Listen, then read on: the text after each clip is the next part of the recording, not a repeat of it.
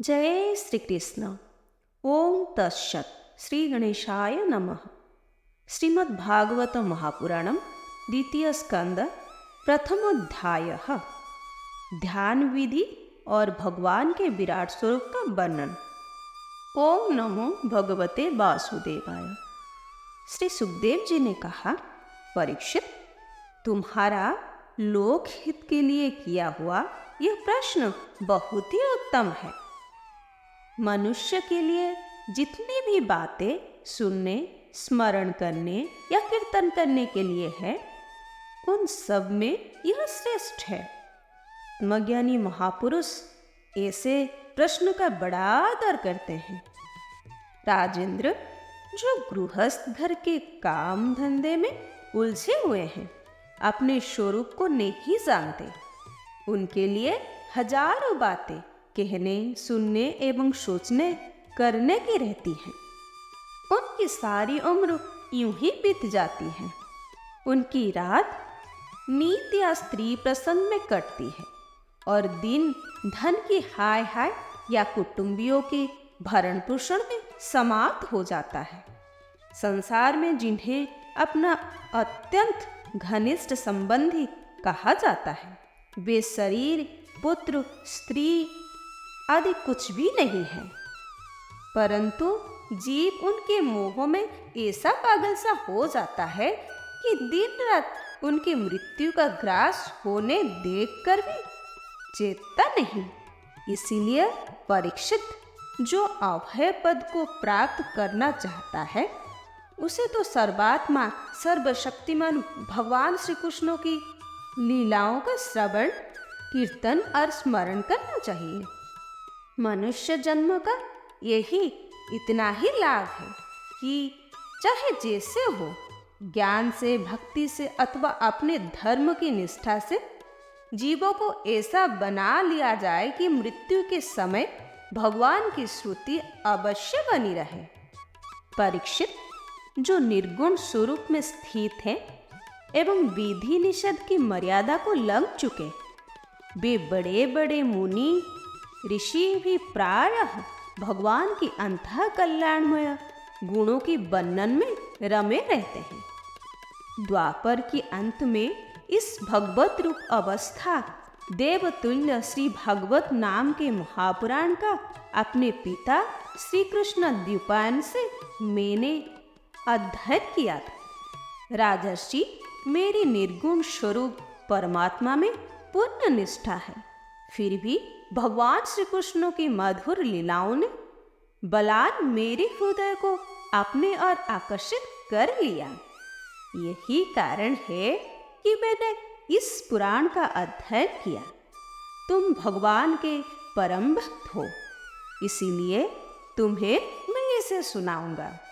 जो इसके प्रति श्रद्धा रखते हैं, उनके शुद्ध चित्त वृत्ति भगवान श्री कृष्ण के चरणों में अनन्य प्रेम के साथ बहुत शीघ्र लग जाती है। जो लोग लोक या परलोक की किसी भी वस्तु की इच्छा रखते हैं या इसके विपरीत संसार में दुख का अनुभव करके जो उसी से विरक्त हो गए हैं और निर्भय मोक्ष पद को प्राप्त करना चाहते हैं, उन साधकों के लिए तथा योग संपन्न सिद्ध ज्ञानियों के लिए भी समस्त शास्त्रों का यही निर्णय है कि वे भगवान के नामों का प्रेम से संकीर्तन करें। अपने कल्याण साधन की ओर से असावधान रहने वाले पुरुष की लंबी आयु भी अनजाने में ही व्यर्थ में बीत जाती है। उसी से क्या लाभ? सावधानी से ज्ञान पूर्वक बिताई हुई घड़ी 2 घड़ी भी श्रेष्ठ है, क्योंकि उसके द्वारा अपने कल्याण की चेष्टा तो की जा सकती है। राजर्षि खट्वांग अपनी आयु की समाप्ति का समय जानकर 2 घड़ी में ही सब कुछ त्याग कर भगवान की अभय पद को प्राप्त हो गए। परीक्षित, अभी तो तुम्हारे जीवन की अवधि 7 दिन की है। इस बीच में ही तुम अपने परम कल्याण के लिए जो कुछ करना चाहिए सब कर लो। मृत्यु का समय आने पर मनुष्य घबराए नहीं। उसे चाहिए कि वो वैराग्य के शस्त्र से शरीर और उसी से संबंध रखने वाले के प्रति ममता को काट डाले। धैर्य के साथ घर से निकलकर पवित्र तीर्थों के जल में स्नान करे और पवित्र तथा एकांत स्थान में विधि पूर्वक आसन लगाकर बैठ जाए। तत्पश्चात परम पवित्र ओम इन 3 मात्राओं से युक्त प्रवण का मन ही मन जप करे। प्राण वायु को बस में करके मन का दमन करे और एक क्षण के लिए भी प्रणव को ना भूले। बुद्धि की सहायता से मन के द्वारा इंद्रियों को उनके विषयों से हटा ले और कर्म की वासनाओं से चंचल हुए मन को विचार के द्वारा रोककर भगवान की मंगलमय रूप में लगाए। स्थिर चित्त से भगवान की इसी विग्रह से किसी एक अंग का ध्यान करे। इस प्रकार एक एक अंग का ध्यान करते करते विषय वासना से रहित मन को पूर्ण रूप से भगवान में ऐसा तल्लीन कर दे कि फिर और किसी विषय का चिंतन ही ना हो। वही भगवान विष्णु का परम पद है, जिसे प्राप्त करके मन भगवत प्रेम स्वरूप आनंद से भर जाता है। यदि भगवान का ध्यान करते समय मन रजोगुण से विक्षिप्त या तमोगुण से मूढ़ हो जाता है तो घबराए नहीं। धैर्य के साथ योग धारण के द्वारा उसे बस में करना चाहिए, क्योंकि धारणा उक्त दोनों गुणों के दोष को मिटा देता है। धारणा स्थिर हो जाने पर ध्यान में जब योगी अपने परम मंगलमय आश्रय अर्थात भगवान को देखता है, तब उसे तुरंत ही भक्ति योग की प्राप्ति हो जाती है। परीक्षित ने पूछा, ब्राह्मण, धारणा किस साधन से किस वस्तु में किस प्रकार की जाती है और उसका क्या स्वरूप माना गया है, जो शीघ्र ही मनुष्य के मन का मेल मिटा देती है?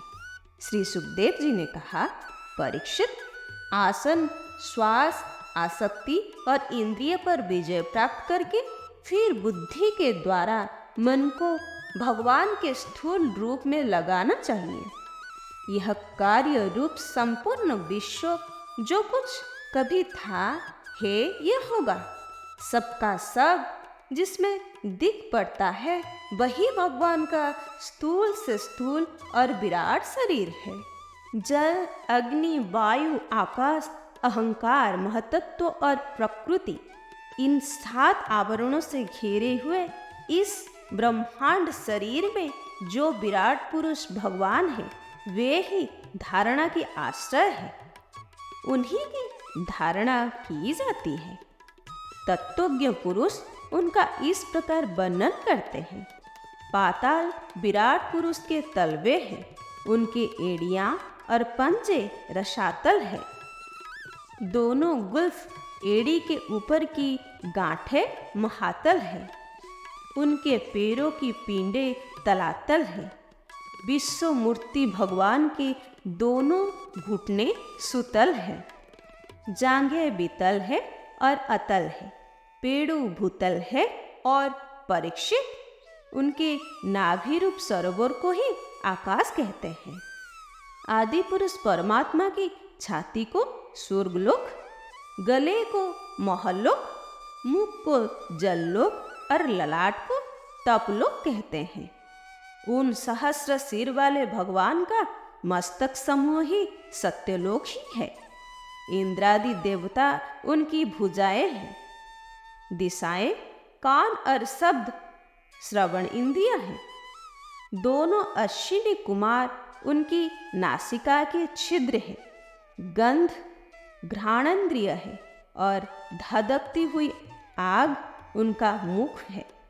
भगवान विष्णु के नेत्र अंतरिक्ष है, उनके देखने की शक्ति सूर्य है। दोनों पलके रात और दिन है। उनका भ्रूविलास ब्रह्मलोक है। तालु जल है और जिह्वा रस। वेदों को भगवान का ब्रह्मरंध्र कहते हैं।